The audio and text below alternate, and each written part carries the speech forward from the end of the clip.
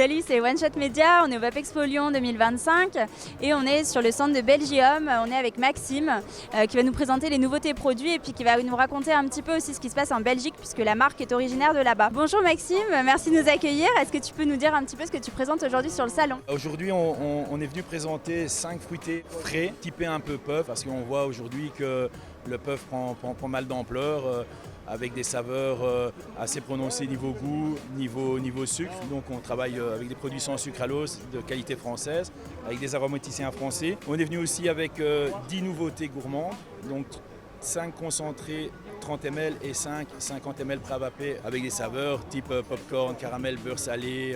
Est-ce que tu peux nous dire un petit peu quel est votre best-seller de la marque depuis que vous existez? On va repartir dans l'ancien Belgium, on va repartir sur le Vorace, la Grande Gueule, le Fine Spirit, le Baffreur, le Gueulard, le Tarte Citrus. Enfin, pour ceux qui connaissent, voilà, c'était vraiment des best-sellers, des produits qui ont traversé le temps. Ils existent quand même depuis 8 ans, ils sont toujours présents sur le marché aujourd'hui. Donc on est vraiment à la base connu pour le gourmand. On était un peu moins connu pour le fruité, mais bon, aujourd'hui, c'est un peu prétentieux ce que je vais dire, mais je trouve qu'on se défend pas mal sur le fruité frais. Au niveau de la Belgique, est-ce que tu peux nous raconter un petit peu ce qui se passe là-bas pour ceux qui ne suivent pas? Parce qu'apparemment, il y a quand même pas mal d'interdictions et forcément, ça vous impacte vous beaucoup. Alors voilà, la Belgique, c'est un pays malheureusement très compliqué au niveau de la vape. On est vu par le ministre de la Santé, donc, qui l'a clairement dit en séance plénière au Parlement fédéral, qu'on était des criminels. Et donc aujourd'hui, au niveau des magasins, malheureusement, on a eu un display ban qui affecte les magasins.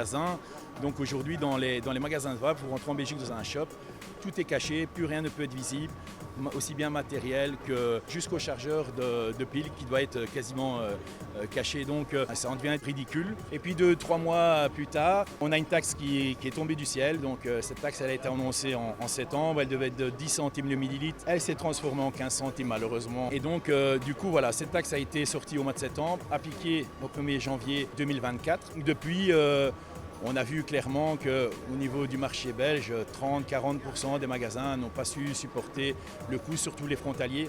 Parce que bon, aujourd'hui, la France n'accise pas, et tant mieux. Mais donc, ça crée une concurrence déloyale.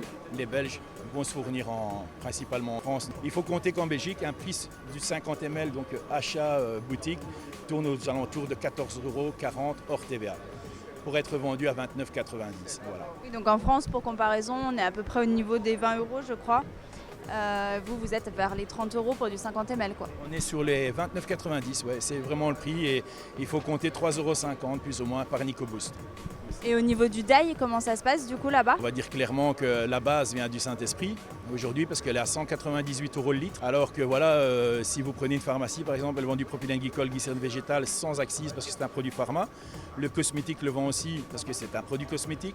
Donc eux vendent sans accise. Est-ce qu'aujourd'hui vous avez peur des contournements au niveau des consommateurs, marché parallèle? Alors là, voilà, moi je pense qu'aujourd'hui le marché belge il s'est au moins tourné à 60% dans le marché parallèle. Donc quand je parle de marché parallèle, chez nous le e-commerce est interdit au niveau des e-liquides, tout ce qui est cigarettes électroniques, même une résistance vous ne pouvez pas l'acheter.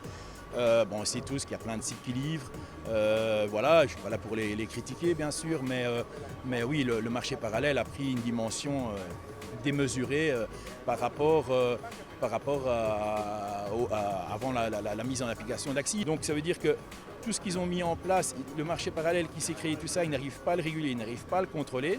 Et aujourd'hui, le plus dramatique va se passer, et pour moi, ça va créer un scandale sanitaire dans les 5 voire 10 prochaines années à venir, c'est que le consommateur final est en train de faire tout et n'importe quoi, parce que les prix sont vraiment devenus fous, ça fait x10 pour certains trucs.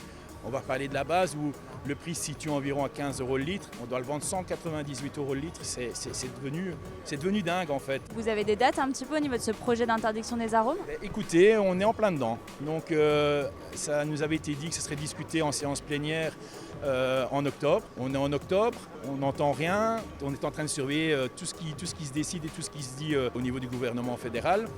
Et actuellement, il n'y a rien, on ne sait pas, donc on est pris en otage en fait. J'ai une société, je suis indépendant, j'ai la frustration d'aujourd'hui de ne plus pouvoir investir. En fait voilà, on ne sait plus quoi faire. On ne sait plus quoi faire, on ne sait pas comment on va être cuisiné. Il y en a un qui nous dit blanc, l'autre il nous dit noir.